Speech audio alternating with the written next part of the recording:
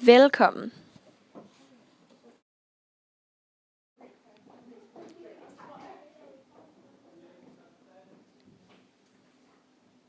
Det her er de hvide blodlegemer, også kaldet makrofager eller fagocytter. Valde, Peter, Pelle, Palle og Bo. De er en del af dit immunforsvar.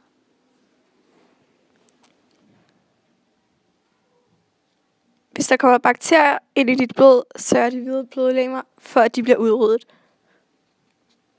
Det gør de hvide blodlegemer ved at omslutte bakterierne og opløse dem. Hvis der så kommer nogle stærkere bakterier ind i blodet, er det sværere for de hvide blodlegemer at bekæmpe dem. Derfor har de brug for at lægge en slags håndjern på bakterierne. Alle mikroorganismer har en slags mønster på deres overflade. Også bakterierne. Mønsteret gør også, at de hvide blodlegemer kan kende, at det ikke er en af deres egne.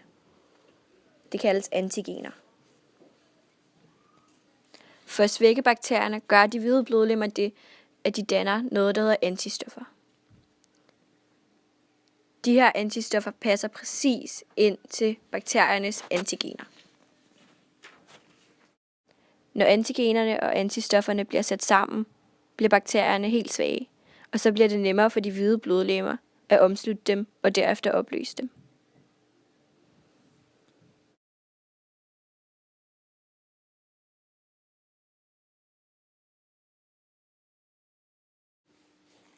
Antistofferne bliver hængende i blodet, så de hvide blodlegemer kan genkende bakterien en anden gang.